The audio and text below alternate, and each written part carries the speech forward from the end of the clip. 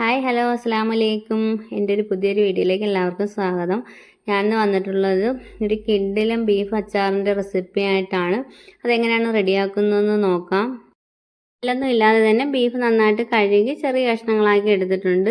നമുക്കതിലേക്ക് മസാല ചേർത്ത് കൊടുക്കാം. 1 സ്പൂൺ മഞ്ഞൾപ്പൊടി, 1 സ്പൂൺ മുളക് പൊടി, ആവശ്യത്തിന് ഉപ്പും കൂടി ഇട്ട് കൊടുത്ത് നന്നായിട്ട് ഇളക്കി യോജിപ്പിച്ചെടുക്കുക.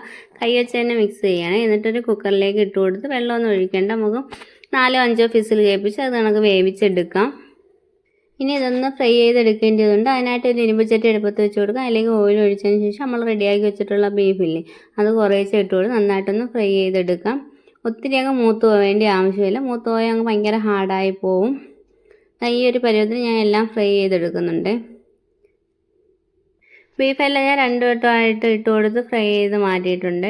ഇനി നമുക്ക് അച്ചാർ റെഡിയാക്കാനായിട്ട് ഒരു പാൻ അടുപ്പത്ത് വെച്ച് കൊടുക്കുക. നമ്മൾ ഫ്രൈ ചെയ്ത എണ്ണ ആണ് എടുത്തിട്ടുള്ളത്. അതിലെ പൊടിയും കാര്യങ്ങളൊക്കെ മാറ്റിയതിന് ശേഷം ആ പാനിലേക്ക് ഒഴിച്ചു കൊടുത്തിട്ടുണ്ട്. എണ്ണ ഒന്ന് ചൂടാകുന്ന സമയത്ത് കടുവും ഉലുവയും ഇട്ടൊന്ന് പൊട്ടിക്കാം. ഇനി അതിലേക്ക് കുറച്ച് അധികം തന്നെ വെളുത്തുള്ളി ചെറുതായിട്ട് കട്ട് ചെയ്ത് എടുത്തിട്ടുണ്ട്, അതും കൂടെ ഒന്ന് ഇട്ട് കൊടുക്കുക. പിന്നെ കുറച്ച് ഇഞ്ചി നീളത്തിൽ കട്ട് ചെയ്തത് ഇട്ട് കൊടുക്കുന്നുണ്ട്. ഒരു 4-5 പച്ചമുളക് എരിവിന് ആവശ്യമായിട്ടൊക്കെ ഇട്ട് കൊടുക്കുക കേട്ടോ. ഞാൻ 4 മുളക് ചെറുതായിട്ട് കട്ട് ചെയ്തിട്ട് എടുത്തിട്ടുണ്ട്. 2 കറിവേപ്പില ഇട്ട് കൊടുത്ത് നന്നായിട്ടൊന്ന് വഴറ്റിയെടുക്കാം. ഇഞ്ചിയും വെളുത്തുള്ളിയൊക്കെ നല്ലൊരു ഗോൾഡൻ നിറമായി കിട്ടിയിട്ടുണ്ട്. ഇനി അതിലേക്ക് ഒരു 1/4 സ്പൂൺ മഞ്ഞൾപ്പൊടിയും, 1 സ്പൂൺ മുളക് പൊടി, 1/4 സ്പൂൺ കാശ്മീരി ചില്ലിയും, 1/2 സ്പൂണിൻ്റെ അടുത്ത് കായപ്പൊടിയും, ആവശ്യത്തിന് ഉപ്പും കൂടെ ഇട്ട് കൊടുത്ത് നന്നായിട്ടൊന്ന് മിക്സ് ചെയ്തെടുക്കാം. മസാലയുടെയൊക്കെ പച്ചമണം മാറുന്നവരെ ഒന്ന് മിക്സാക്കി കൊടുത്തതിന് ശേഷം നമുക്ക് വിനാഗിരി ഒഴിച്ചു കൊടുക്കാം. ഞാനൊരു 1/2 ഗ്ലാസിൻ്റെ അടുത്ത് വിനാഗിരി ഒഴിച്ചു കൊടുത്തിട്ടുണ്ട് കേട്ടോ. കുറച്ച് അധികം തന്നെ വിനാഗിരി ആവശ്യമുണ്ട്.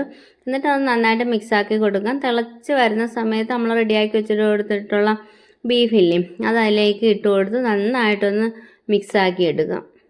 ഒരു മീഡിയം ഫ്ലെയിമിൽ ഇട്ട് കൊടുത്ത് നല്ലതുപോലെ മിക്സ് ചെയ്തെടുക്കുന്നുണ്ട്. അരപ്പൊക്കെ ആ ബീഫിൽ പിടിച്ച് കിട്ടുന്ന വിധത്തിൽ നമുക്ക് ഇളക്കി യോജിപ്പിച്ച് കൊടുക്കാം.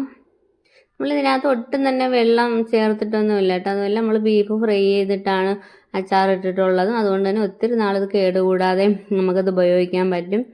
നല്ലൊരു ബീഫ് അച്ചാർ റെഡി ആയിട്ടുണ്ട്. എല്ലാവരും ഇതുപോലെ ഒന്ന് ട്രൈ ചെയ്ത് നോക്കണം. വീഡിയോ ഇഷ്ടമായെന്നുണ്ടെങ്കിൽ ഒന്ന് ഷെയർ ആക്കാനും അതുപോലെ തന്നെ ലൈക്ക് ചെയ്യാനും കമൻറ്റ് ഇടാനും മറക്കരുത്. പുതുതായിട്ട് കാണുന്ന കൂട്ടുകാർ ആരെങ്കിലും ഉണ്ടെങ്കിൽ ഒന്ന് സബ്സ്ക്രൈബ് ചെയ്ത് സപ്പോർട്ടാക്കാൻ മറക്കരുത്. ഇൻഷാ അല്ലാഹ് മറ്റൊരു വീഡിയോയിൽ കാണാം. ബൈ, അസ്സലാമു അലൈക്കും.